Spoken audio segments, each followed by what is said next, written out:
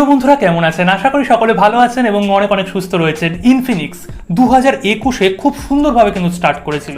2022-এ এটা কিন্তু নেক্সট লেভেলে তারা নিয়ে গেছে। 2022-এর স্টার্টিংটা কিন্তু 2021-এর তুলনায় আরও ভালো তারা করেছে। ইনফিনিক্স এই কোম্পানিটা একটা সময় কিন্তু খুব পিছিয়ে ছিল। এই মুহূর্তে রেডমি, রিয়েলমির মতন কোম্পানিকে বাজেট রেঞ্জের মধ্যে কিন্তু তারা ভালো মতন টক্কর দিচ্ছে। স্মার্ট সিরিজের অন্তর্গত, হট সিরিজের অন্তর্গত, নোট সিরিজের অন্তর্গত, ইভেনলি নতুন যে জিরো সিরিজের অন্তর্গত যে ফোনগুলোকে তারা নিয়ে এসছে, প্রত্যেকটা ফোনই কিন্তু ভালো মতন তারা সেল করছে।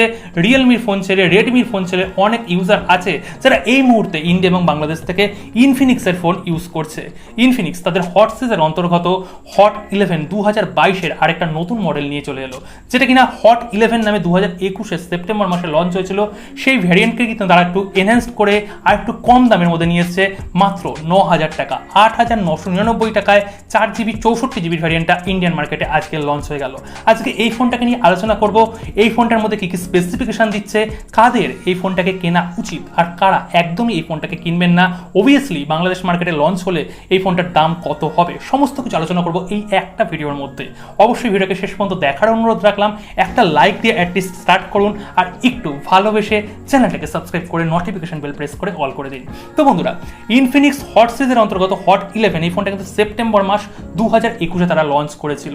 সেম টু সেম তারা একই ফোন লঞ্চ করেনি, একটুখানি জাস্ট চেঞ্জ করে দিয়েছে। এখানে প্রায় 90% একই স্পেসিফিকেশন রেখে তারা কিছু কিছু চেঞ্জ করেছে এই 2022-এর মডেলটায়। যদি এখানে আমরা ডিসপ্লে সেকশনের কথা বলি, এখানে 6.7 ইঞ্চের FHD প্লাস LCD প্যানেল কিন্তু তারা প্রোভাইড করছে, কোনো রিফ্রেশ কিন্তু দেয়নি।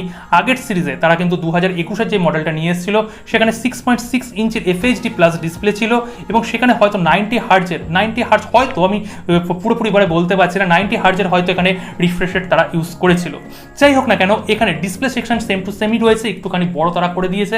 তার পরিপ্রেক্ষিতে তারা প্রসেসর সেকশনে কিন্তু তারা ইউনিসকের নতুন প্রসেসর ইউজ করেছে, T610। এই প্রসেসরটাকে যদি আমি মিডিয়াটেকের সাথে তুলনা করি, মিডিয়াটেকের আগের জেনারেশনে যে প্রসেসর তারা ইউজ করেছিল MediaTek G70, same to same একই কিন্তু এখানে পারফরমেন্স দিয়ে দেবে। আন্তত স্কোর প্রায় এখানে 1,78,000 থেকে 1,80,000 82,000 এর মধ্যেই কিন্তু ঘোরাফেরা করে। সুতরাং এখানে প্রসেসরের দিক থেকে কোনোভাবে কম্প্রোমাইজ হয়নি। জাস্ট মিডিয়াটেকের জায়গায় এখানে অনেক কোম্পানি, রিয়েলমিও কিন্তু অনেক ক্ষেত্রে ইউজ করছে। ইউনিসকের এই প্রসেসরগুলো কিন্তু এখন ভালো মতন পপুলার, তার কারণ একটাই, নতুন কোম্পানি এবং ভালো মতন অফার দিচ্ছে কম প্রাইসের মধ্যে। এখানে বিভিন্ন রকমের ফোনের যে ভেন্ডারগুলো আছে প্রত্যেকেই কিন্তু এই প্রসেসরটা পেয়ে যাচ্ছে, কিন্তু পারফরমেন্স কিন্তু ওই মিডিয়াটেকের G70-র মতন দেবে। 12nm বেস্ট একটা প্রসেসর, তার মানে এখানে আমরা ঠিকঠাকই প্রসেসর পাচ্ছি। অবভিয়াসলি 5G নয়, 4G ইনেবল প্রসেসর। যদি ক্যামেরা সেকশনের কথা বলি, এখানে 13 MP মেন ক্যামেরা পাচ্ছি ব্যাক সেকশনে এবং তার পাশাপাশি 2 মেগাপিক্সেলের একটা ডেপথ সেন্সর। ফ্রন্টে আমরা 5 ছোলের মধ্যে পাচ্ছি, এটা কিন্তু খুব ভালো কাজ করেছে, 5 ছোলে দিচ্ছে। আমি আগে কিন্তু বলে দিয়েছিলাম যে 10,000 টাকার মধ্যেও ইভেনলি এই প্রাইসের মধ্যে যেই কোম্পানিগুলো ফোন নিয়ে আসছে, রিয়েলমি, রেডমি, তাদের কিন্তু 5 ছোল প্রোভাইড করা উচিত। এখানে স্যামসাংয়ের মতন কোম্পানির কাজ তো আমি ছেড়েই দিলাম, ও তো জীবনে মানে এই প্রাইসের মধ্যে প্রোভাইড করবে না। কিন্তু এখানে ইনফিনিক্স যে ভালো কাজ করছে, এর প্রধান লক্ষণ হচ্ছে তারা কিন্তু এই আন্ডার 10,000-এর মধ্যে তারা 5 ছোল প্রোভাইড করছে। মানে মডার্ন এখানে লুক আমরা পেয়ে যাচ্ছি। 8 মেগাপিক্সেলের সেলফি ক্যামেরা পাচ্ছি এবং দুটো ক্যামেরাতেই কিন্তু আমরা ফুল এইচডিতে ভিডিও রেকর্ডিং করতে পারবো।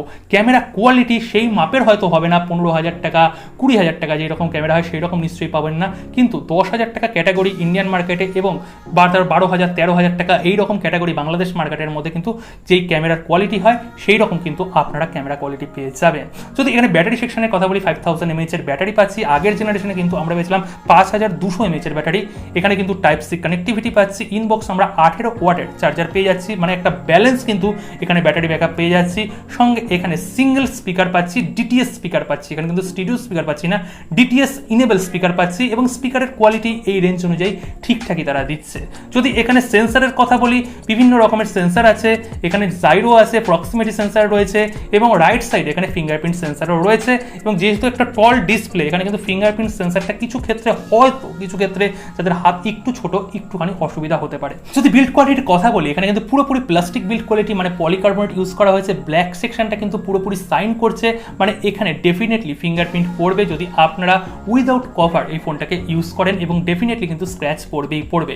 আমি কোম্পানিদের উদ্দেশ্যে একটাই কথা বলতে চাইছি, প্রত্যেকটা কোম্পানিরই উচিত 10,000 টাকা হোক বা 15,000 টাকা উচিত, তার মধ্যে অন্তত ম্যাট টাইপের এখানে ব্যাক প্যানেলটা দেওয়া উচিত, তাহলে কিন্তু স্ক্র্যাচটাও পড়ে না, আমরা ফিঙ্গারপ্রিন্টও দেখতে পারি না। এটা কিন্তু খুব ভালো মুভ যদি কোম্পানিরা প্রত্যেকটা ফোনের মধ্যে এইরকম ম্যাট টাইপের ব্যাক প্যানেল প্রোভাইড করে, সেটা প্লাস্টিকও করতে পারে, বা যখন একটু দামি ফোন হবে সেখানে গ্লাস টাইপের যে ফ্রস্টেড গ্লাস ইউজ করছে এই মুহূর্তে রেডমি, সেই টাইপের গ্লাস প্রোভাইড করলে বেটার হয়। তো বন্ধুরা এইরকম একটা প্যাকেজিংয়ের মধ্যে কিন্তু ফোনটাকে লঞ্চ করা হয়েছে, একটা ভ্যারিয়েন্টই মাত্র লঞ্চ করা হয়েছে, 64GB ইন্টারনাল মেমোরির সঙ্গে 4GB র্যাম। এবার যদি র্যাম টাইপের কথা বলি, এখানে LPDDR4X এর র্যাম দেওয়া হয়েছে, মানে মোটামুটি এখানে ঠিকঠাকই আছে। এবং যদি স্টোরেজ টাইপের কথা বলি, এখানে eMMC-P স্টোরেজ কিন্তু ইউজ করা হয়েছে, মানে eMMC যে স্টোরেজটা রয়েছে এবং UFS যে স্টোরেজটা রয়েছে তার মিডিলে কিন্তু এই স্টোরেজটা অবস্থান করে, মোটামুটি ঠিকঠাকই আছে। এখানে হাইব্রিড সিম স্লট আছে, মানে একটা সিম কার্ড, একটা মেমোরি কার্ড বা দুটো সিম কার্ড আমরা লাগাতে পারবো। একটা দুর্দান্ত প্রাইস রেঞ্জে লঞ্চ করা হয়েছে 9,000 টাকা, এবং যদি অফারে আপনারা কেনেন তাহলে কিন্তু 8,500 টাকাতেও আপনারা পেয়ে যাবেন, এবং পরবর্তী সময় এটার প্রাইস হয়তো আর একটু ইনক্রিজ হয়ে যাবে। বাংলাদেশ মার্কেটে আমি ভিডিও শুরুতেই বলে দিয়েছিলাম 12 থেকে 13,000 বা ম্যাক্সিমাম 13,500 এইরকম প্রাইসের মধ্যে লঞ্চ হবে। এইরকম প্রাইসের মধ্যে আমি ডেফিনেটলি এই ফোনটাকে সাজেস্ট করতে পারি। আর যদি এখানে এই ফোনটার কিছু ড্রব্যাকের কথা তুলে ধরি, তাহলে এখানে মেনলি হচ্ছে সফটওয়্যার সেকশন। আমি প্রথম থেকেই বলে এসেছি, ইনফিনিক্স যদি স্টক অ্যান্ড্রয়েডে মুভ করে তাহলে ইনফিনিক্স কিন্তু ধরাছোঁয়ার বাইরে চলে যাবে। স্টক অ্যান্ড্রয়েডের ফোনের এখানে পারফরমেন্সও ইনক্রিজ করবে, ল্যাগও করবে না, কিন্তু তারা যেই ওএসটাকে প্রোভাইড করে এখানে XOS 10 কিন্তু তারা প্রোভাইড করছে এবং লাইট ভার্সন প্রোভাইড করছে। ইনফিনিক্স একটা লাইট ভার্সন দিয়ে পুরোপুরি ঠিক কাজ করেছে, কারণ আগের জেনারেশনের ফোনগুলোতে কিন্তু তারা হেভি ভার্সন দিয়েছিল, কম প্রসেসর, যেখানে কিনা পাওয়ারফুল প্রসেসর নয় সেখানেও কিন্তু হেভি ভার্সন তারা প্রোভাইড করেছিল। এখানে তারা ভালো কাজ করেছে এবং XOS কিন্তু আগের তুলনায় অনেকটাই ইমপ্রুভ হয়েছে। লাস্ট 2 বছরে কিন্তু ডেফিনেটলি XOS অনেকটা ইমপ্রুভ হয়েছে। এখানে অ্যান্ড্রয়েড 11 এর সাথে লঞ্চ হয়েছে, হয়তো পরবর্তী সময় এখানে অ্যান্ড্রয়েড 12 এর আপডেট চলে আসবে, গ্যারান্টি দিতে পারছি না, কারণ ইনফিনিক্স একটু স্লো কাজ করে, হয়তো এখানে অ্যান্ড্রয়েড 12 এর আপডেট দিয়ে দেবে। আর যদি পরবর্তী সময় ইনফিনিক্স, আমি রিকোয়েস্ট করছি যদি এখানে স্টক অ্যান্ড্রয়েডে তারা ফোন নিয়ে আসতে পারে তাহলে কিন্তু সবচেয়ে ভালো কাজ হবে, কেননা এই মুহূর্তে মার্কেটে স্টক অ্যান্ড্রয়েডের মধ্যে 10,000 টাকার মধ্যে, 12,000 টাকার মধ্যে, এর মধ্যে ওয়ান অ্যান্ড অনলি হয়তো এখানে মোটরোলা প্রোভাইড করছে একটু কম প্রাইসের মধ্যে ইন্ডিয়ান মার্কেটে। বাংলাদেশ মার্কেটের কথা ছেড়ে দিলাম, যদি এখানে জায়গাটা ইনফিনিক্স নিতে পারে তাহলে কিন্তু দারুণ কাজ করবে তারা। আশা করি আপনাদের বোঝাতে পারলাম। আর কারা এই ফোনটাকে পারচেস করবেন, যারা মাল্টিমিডিয়া ইউজ করেন, মানে এখানে মুভি দেখেন বা গান শোনেন, তাদের জন্য অবভিয়াসলি ফোনটা কোনো প্রবলেম ক্রিয়েট করবে না। ইভেনলি যারা গেম খেলেন, ছোটোখাটো গেম, ফ্রি ফায়ার থেকে শুরু করে টেম্পেল রান, এখানে যারা BGMI বা পাবজির মতন একটু হেভি গেম খেলেন, তারা কিন্তু এখানে মোটামুটি পারফরমেন্স পেয়ে যাবেন। এখানে পাবজি বা BGMI-তে 40 FPS-এ আপনারা মিডিয়াম সেটিংয়ে কিন্তু গেম প্লে করতে পারবেন, এবং ছোটোখাটো গেম তো আপনারা প্লে করতে পারবেন। কিন্তু এটা গেমিং পারপাসের জন্য এই ফোনটা একদমই ভাববেন না, বা হিউজ মাল্টিটাস্কিং বা হিউজ এডিটিংয়ের জন্য এই ফোনটা একদমই নয়।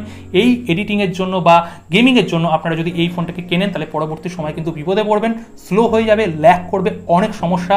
মাল্টিমিডিয়া ছোটোখাটো ইউজ, ডে টু ডে ইউজের জন্য ডেফিনেটলি এই ফোনটাকে আমি সাজেস্ট করতে পারি।